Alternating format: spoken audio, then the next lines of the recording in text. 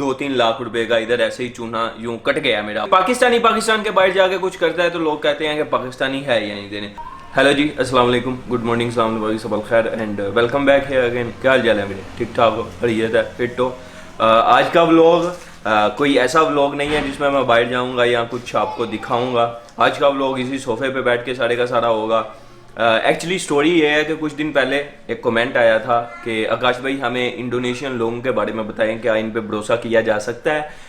और क्योंकि मैं मलेशिया में रहता हूँ और मलेशियंस पे भरोसा नहीं किया जा सकता, तो उसी के बारे में मैंने लास्ट व्लॉग में पूछा था क्या आप चाहते हैं कि मैं इस चीज़ पे बात करूँ। तो बहुत सारे, मेरी सोच से भी ज़्यादा कमेंट्स आए कि आकाश भाई हमें बताएं, ये हमारे लिए एक चीज़ होगी जिसे हम सीख सकें।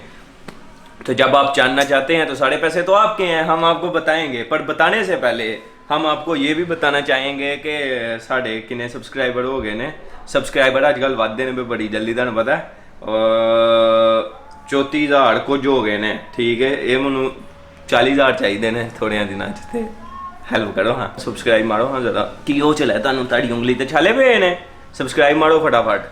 अच्छा, हम बात शुरू करेंगे उसी कमेंट से जो भाईजान ने भेजा था। सॉरी यार, मुझे आपका नाम भूल गया है, मैंने आपके नाम याद भी रखा था तो मुझे भूल गया है। तो उस भाई ने कहा था कि मैं मलेशिया में रहता हूँ, मलेशियंस पे भरोसा नहीं किया जा सकता। क्या आपको लगता है कि इंडोनेशियंस पे भरोसा किया जा सकता है? मैं 1.5 साल मलेशिया में रहा हूँ और मैं एक ऐसा बंदा हूँ जिसने बहुत बेतुके फैसले किए और बहुत सारे पैसे ज़ाया किए। मेरे साथ बड़े धोखे हुए मलेशिया के अंदर और बहुत सारा नुकसान भी हुआ। मतलब मैं एक दिन ऐसे ही बैठ के मोटा मोटा हिसाब कर रहा था तो 10-12 लाख का जो है ना मुझे वीज़ों का नुकसान हुआ।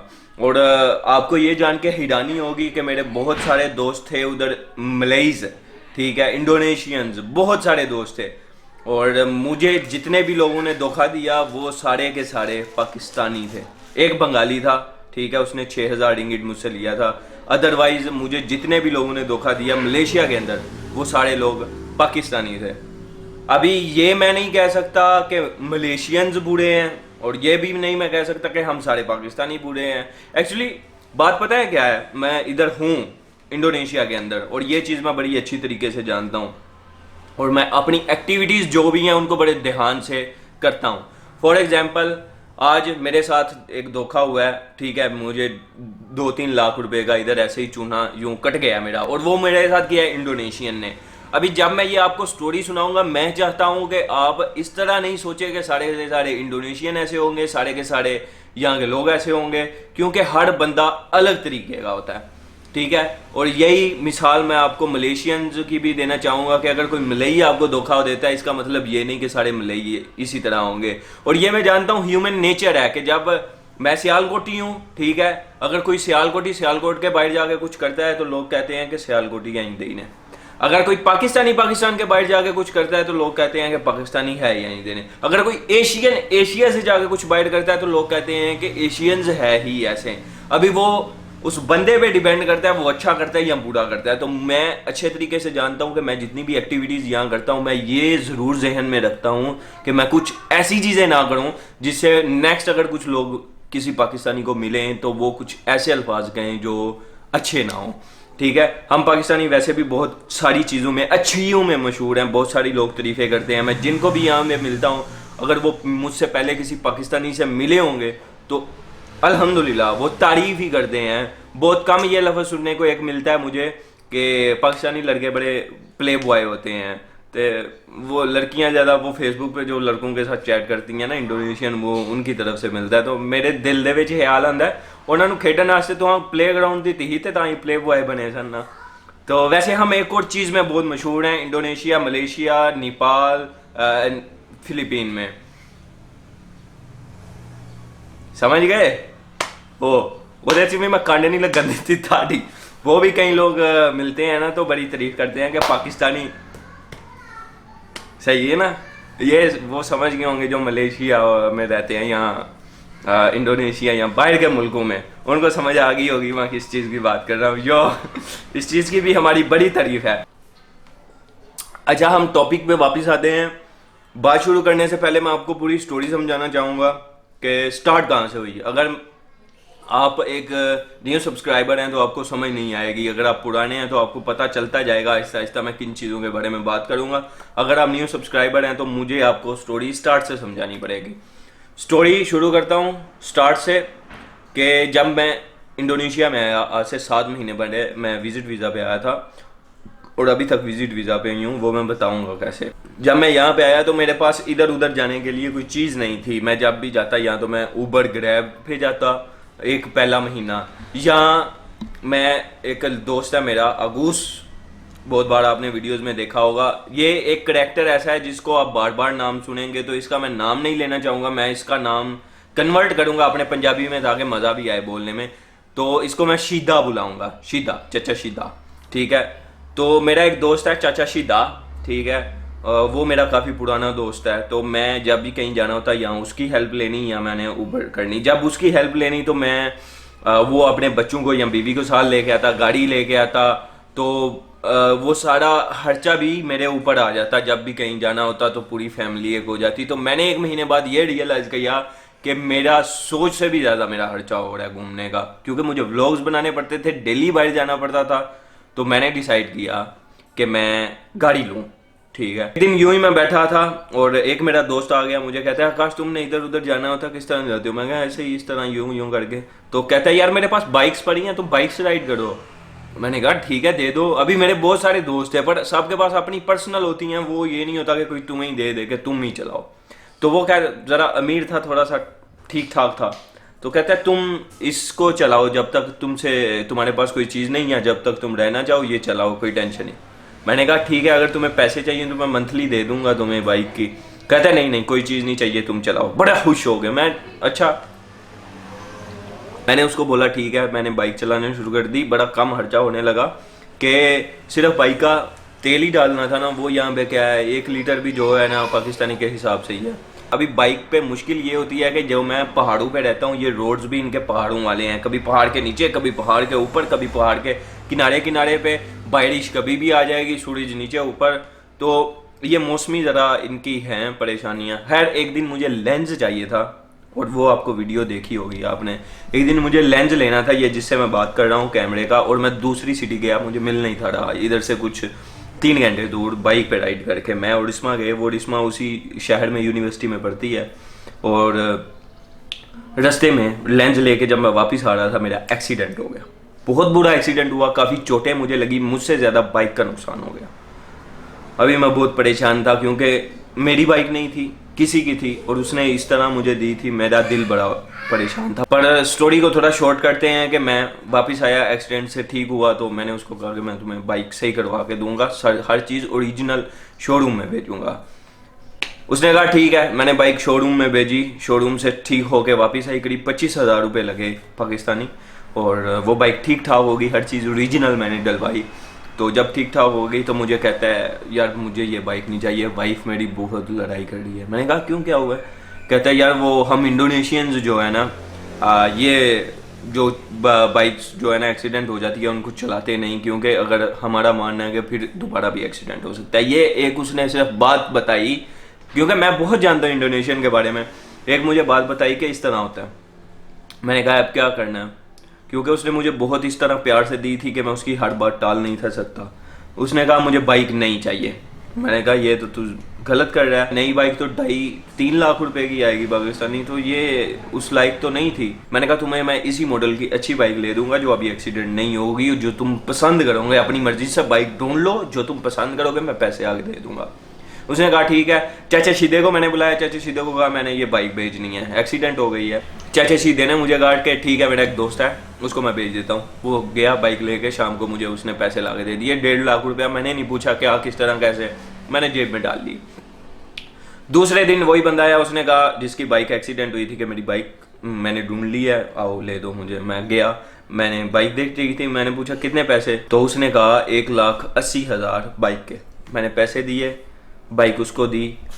मैंने कहा तुम जानो, तुम्हारी बाइक जाने। और आज के बाद मुझे इसी तरह मैंने उसके मुंह पे कहा, मैंने कहा ये बाइक ले जाओ, और आज के बाद ना तुमने मुझे मिलना है, ना अपनी शक्ल दिखानी है, ना मैसेज करना है। तुम मुझे नहीं जानते, मैं तुम्हें नहीं जानता, मुझे ऐसा दोस्त नहीं चाहिए।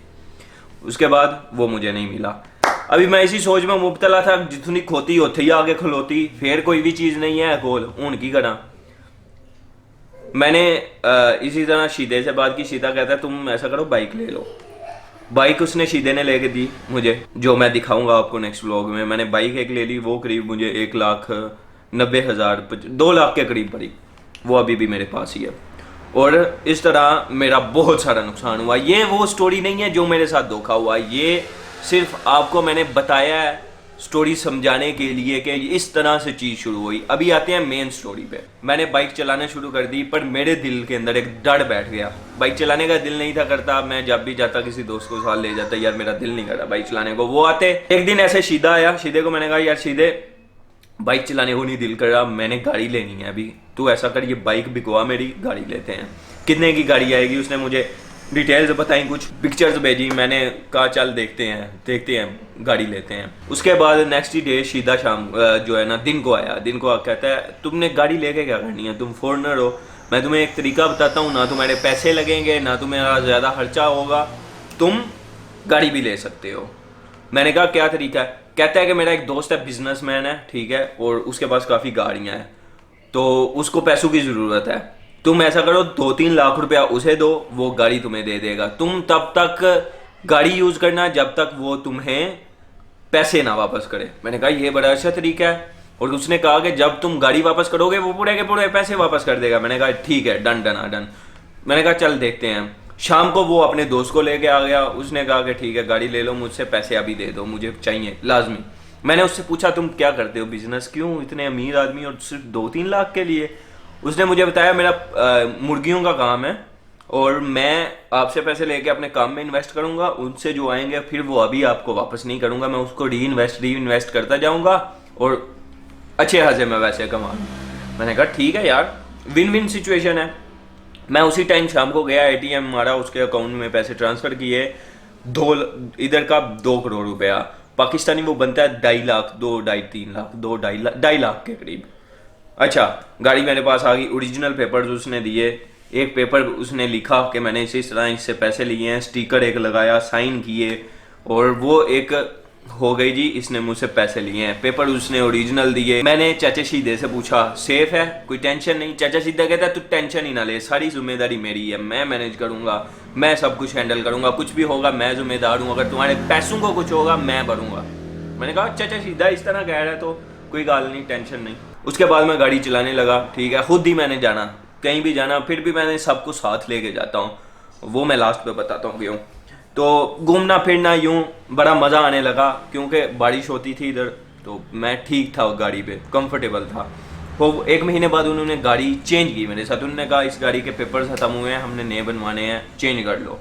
आए, गाड़ी चेंज की, पेपर चेंज किए। नेक्स्ट मंथ फिर गाड़ी चेंज की, फिर नेक्स्ट मंथ फिर गाड़ी चेंज की। आपने वो व्लॉग्स देखे होंगे जब मैं कहता था गाड़ी चेंज हुई है, ठीक है। 5वें मंथ फिर गाड़ी चेंज की। जब 5वें मंथ गाड़ी चेंज हुई तो मैं वो जो भी पेपर दे के जाते इसी तरह रख देता। जब वो 5वें महीने मुझे पेपर देने आए तो उन्होंने ओरिजिनल गाड़ी के पेपर्स की जगह मुझे कॉपी दे दी। पर यहाँ पे ये है कि जिसके पास पेपर्स हो गाड़ी के वो गाड़ी का मालिक है, ना कि जिसके नाम पे गाड़ी है। 5वें महीने वो मुझे पेपर्स की कॉपी दे गए। इस तरह एक दिन लास्ट 3रे महीने पे जब मैं इमिग्रेशन गया वीज़ा एक्सटेंड करवाने, मैं वीज़ा 1 साल का लगवा रहा था, देने गया, वापस आया तो आके थक गया था, मैं सोया। उसके बाद रोटी नहीं थी, मैं अल्फा मार्ट पे बाइक पे गया रोटी लेने। जब अल्फा मार्ट से मैं वापस आया तो गाड़ी के चारों तरफ पुलिस खड़ी है, एक पूरे का पूरा डाला पुलिस का आया है। गाड़ी के अंदर GPS लगा होता है कि गाड़ी के मालिक को पता होता है कि गाड़ी उसकी कहाँ है, वो कहीं भी GPS के जरिए गाड़ी बंद कर सकता है अपनी। उन्होंने गाड़ी लॉक कर दी थी, गाड़ी स्टार्ट भी नहीं थी हो सकती, और पुलिस खड़ी है चारों तरफ। मैं हैरान हो गया, परेशान हो गया। मैंने कहा क्या बात है सर जी? पूछा मैंने। उन्होंने कहा ये गाड़ी जो तुम्हारे पास है, उन्होंने सबसे पहले मेरे पेपर्स सारे चेक किए, मैं कौन कहाँ से किस तरह, हर एक चीज़। उसके बाद उन्होंने कहा जी ये जो गाड़ी तुम्हारे पास है, ये गाड़ी एक क्राइम में इन्वॉल्व है, एक क्राइम हुआ है जिसके अंदर इसके ताल्लुकात हैं गाड़ी के। मैंने कहा तो ये मेरी तो नहीं, मैं इस तरह किसी से ली है, इनको सारी स्टोरी समझाई। उनने कहा जिसने तुम्हें गाड़ी दी है वो भाग गया है, ठीक है, वो अपने घर से भाग गया।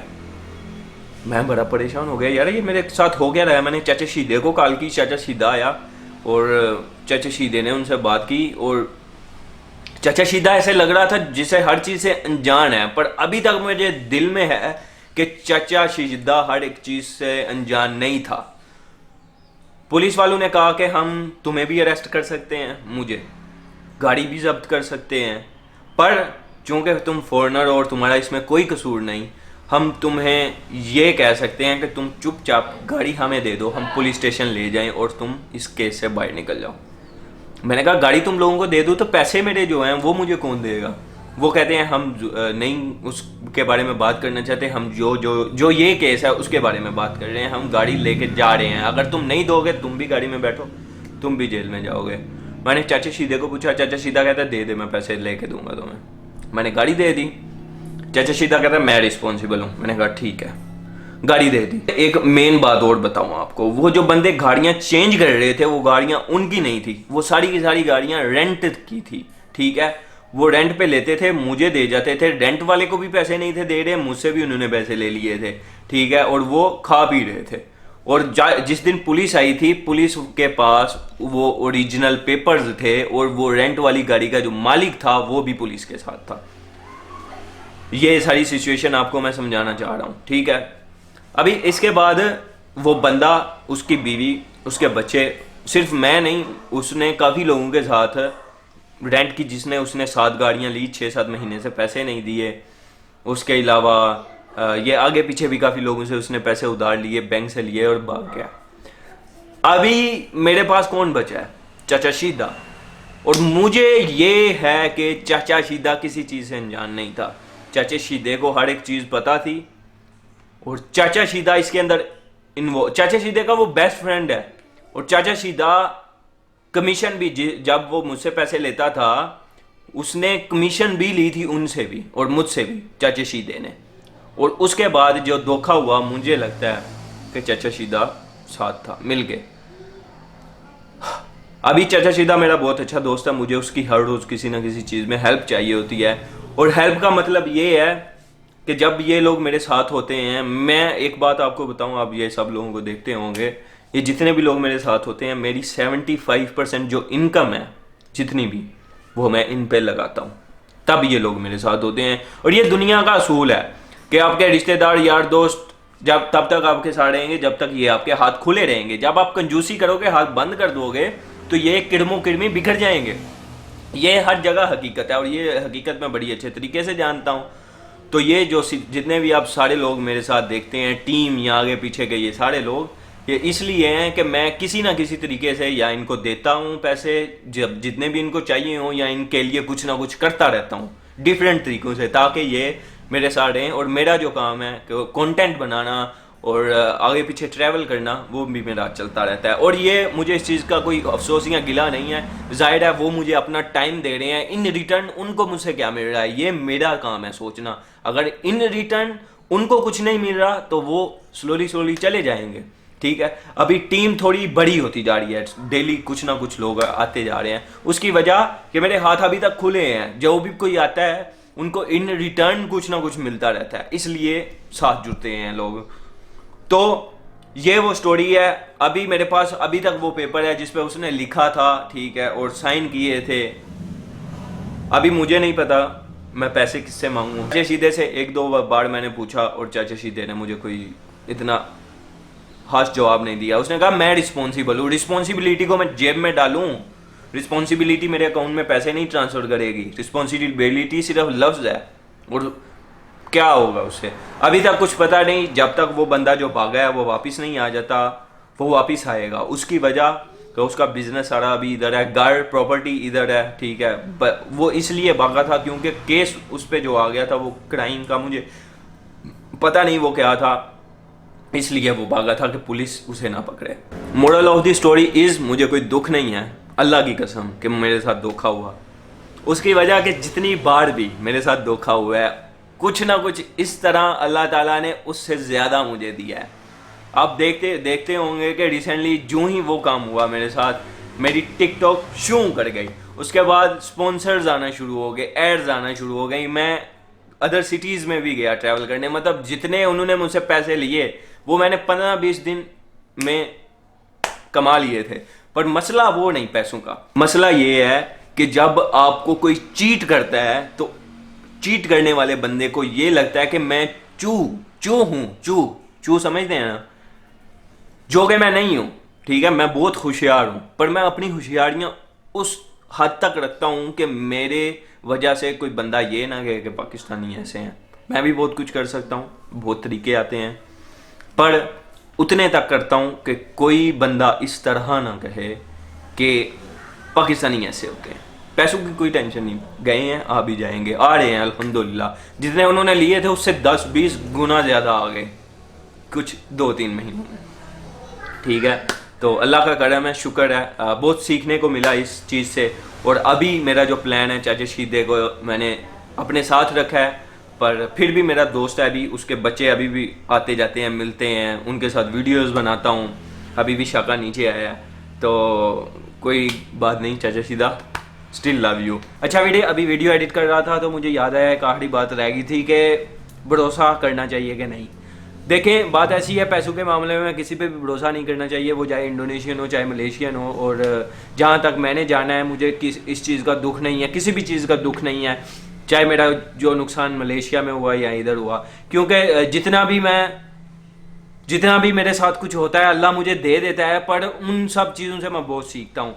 मतलब जो मलेशिया में हुआ उन सारी चीज़ों से मुझे बहुत फ़ायदा हुआ, जो आगे जाके मेरे काम आई। अगर वो डॉट्स मैं जमा करूँ ना, तो मैं जब कतर से पाकिस्तान गया, पाकिस्तान से मलेशिया गया, मलेशिया से यहाँ पर पहुँचा, तो वो सारे डॉट्स कहीं ना कहीं आके कनेक्ट होते हैं। जब मैं पीछे देखता हूँ वो सारी गलतियाँ एक एक जगह पे फिक्स होती हैं, तब मैं जाके वो आगे चलता हूँ। तो मेरे ख्याल में बहुत अच्छा हुआ मेरे साथ, जो भी हुआ मैंने बड़ी चीज़ें सीखी। और आगे आने वाले वक्त में मैं बहुत एहतियात करूँगा, अभी बहुत कर रहा हूँ एहतियात। और यहीं तक वीडियो, आप मुझे बताइएगा कि आपको कुछ समझ में आई मेरी बात। अगर समझ में आई तो कमेंट में बताइएगा, और इसके अलावा अगर आप कुछ पूछना चाहें मुझसे तो कमेंट ज़रूर करिएगा। और इंस्टाग्राम पे फॉलो कर लें, वहाँ पे हम सवाल जवाबात का देते रहेंगे।